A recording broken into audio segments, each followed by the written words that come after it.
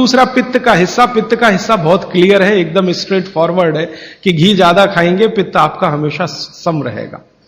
और ज्यादा घी खाने का जो समय है वो बारिश के दिनों में और ये जो गर्मी के दिन होते हैं ना, उस समय घी ज्यादा खाइए ताकि पित्त को कंट्रोल करके रखे। और वात के लिए मैं पहले ही बता चुका हूं, शुद्ध पित्त। अभी ये जितनी बात है आप सोचो कितनी सरल है, बस हमें अपनी जीवन शैली में थोड़ा बदलाव करना है। जीवन शैली में बदलाव से पहले मन में संकल्प लेना है कि जी हम तो ऐसे ही चलेंगे, दुनिया जिधर जाए जाए हमें उससे मतलब नहीं, हम तो ऐसे चलेंगे। तो ये 3 चीजें अगर आपने देख ली तो बहुत अच्छा है।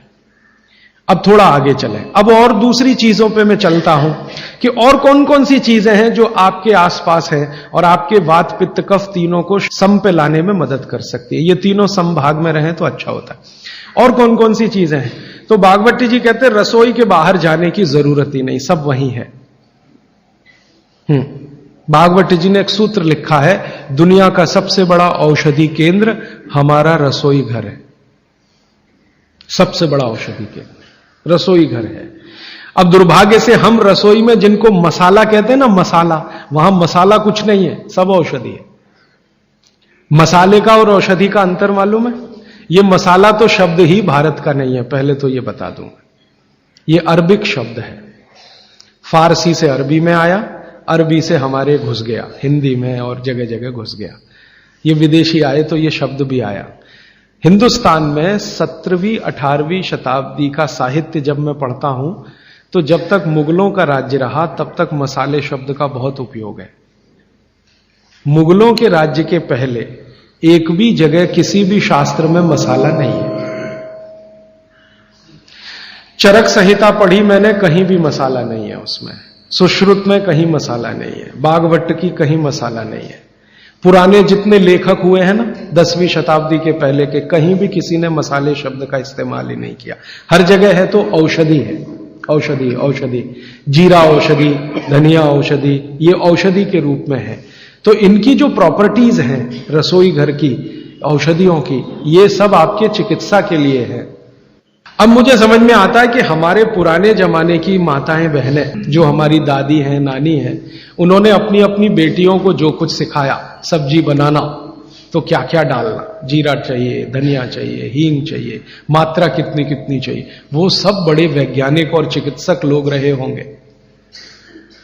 क्योंकि रोज हमारे शरीर में वात पित्त कफ की स्थिति सम और असम होती रहती है। आप जानते हैं सुबह जो है ना वात ज्यादा होता है शरीर में, सुबह सुबह, दोपहर को पित्त ज्यादा होता है, शाम को कफ ज्यादा होता है। तो ये पूरे 24 घंटे में ऊपर नीचे होता रहता है।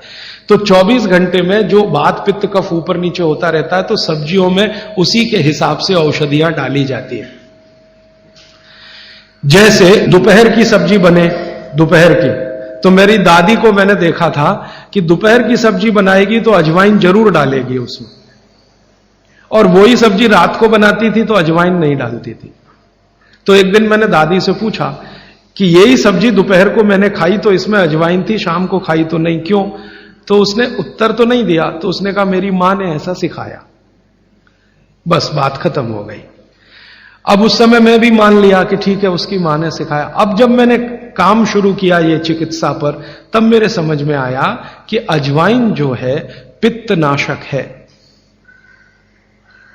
घी के बाद, देशी गाय के घी के बाद जो सबसे ज्यादा पित्तनाशक दूसरी कोई चीज है तो वो अजवाइन है।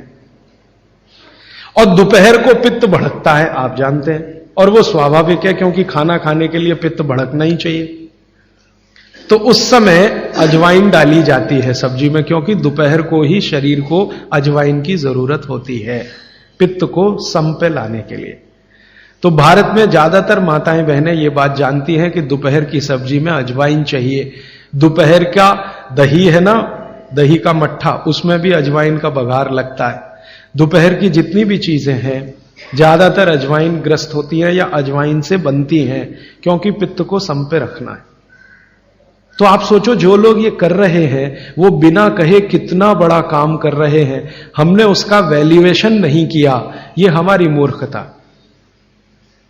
हमारे यहां तो एक बहुत बड़ा दुष्कर्म इस देश में हुआ है।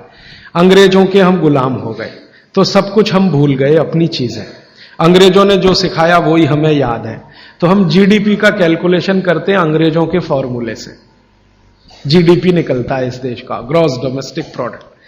तो मैंने बहुत बार इस देश के अर्थशास्त्रियों से पूछा कि जीडीपी में आप विचित्र विचित्र कैलकुलेशन करते हैं। जैसे भारत की पुलिस है, उस पर जो खर्चा हो रहा है वो जीडीपी का हिस्सा है। अगर चोरियां बढ़ी, डकैतियां बढ़ी तो पुलिस का खर्च बढ़ेगा तो जीडीपी बढ़ेगा। और प्रधानमंत्री छाती ठोक के कहेगा मेरे जमाने में जीडीपी 10% से ऊपर बढ़ गया।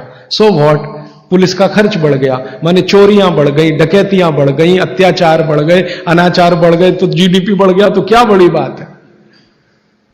तो हमारे जो जीडीपी के कैलकुलेशन है बड़े विचित्र हैं। इसमें चोरी हो, डकैती हो, लूट मारी हो तो जीडीपी बढ़ेगा, लेकिन माताएं बहनें घर में जो करती रहती हैं वो जीडीपी में है ही नहीं, कैलकुलेशन ही नहीं है उसका।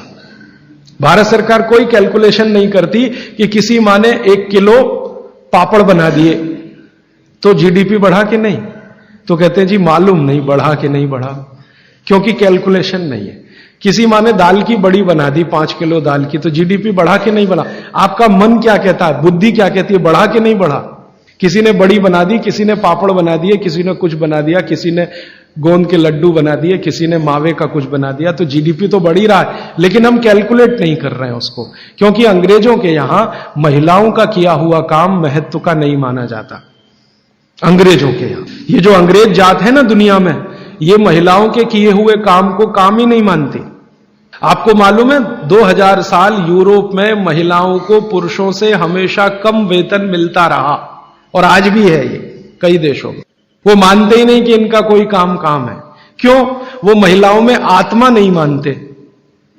हां, यूरोप का सबसे बड़ा दार्शनिक है प्लेटो, वो कहता है कि स्त्रियों में आत्मा ही नहीं होती,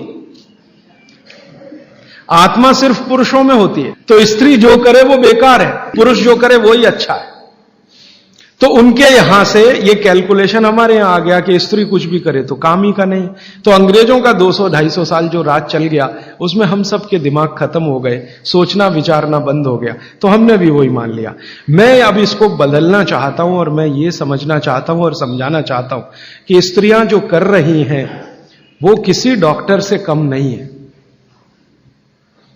बस अंतर इतना है कि डॉक्टर को आप फीस देकर उससे एडवाइस ले रहे हैं, हमारी दादी नानी फोकट में वही एडवाइस दे रही है, धनिया खाओ, जीरा खाओ और ये अजवाइन खाओ, आपके पेट की गैस खत्म हो जाएगी। और ये 3500 साल से वैसे का वैसा ही है, अजवाइन खाओ तो गैस खत्म होती ही है। कभी भी आप करके देख लो। आप में से किसी को भी बहुत गैस बनती हो, पेट में एसिडिटी की तकलीफ हो, आज से शुरू कर दो। आप खाना खाया तो उसमें ध्यान रखो अजवाइन ज्यादा रहे, दाल में, सब्जी में, वगैरह वगैरह। और अगर नहीं कर पा रहे हैं तो खाना खत्म करते ही थोड़ी अजवाइन खा लो। अजवाइन ज्यादा तकलीफ ना कर दे, उसका बैलेंस है काले नमक के साथ, तो थोड़ा अजवाइन और काला नमक मिला के हर खाने के बाद खा के देख लो। 3 दिन में ना आपकी गैस बंद हो तो आप जो कहो मैं हारने को तैयार। ये गारंटी मैं नहीं दे रहा हूं, ये गारंटी अजवाइन दे रही है, मेरी गारंटी नहीं है, अजवाइन की गारंटी है। तो वो कहते हैं भागवत जी कि पित्त को सम रखने के लिए हमारे रसोई में घी के बाद जो दूसरी चीज है वो है अजवाइन।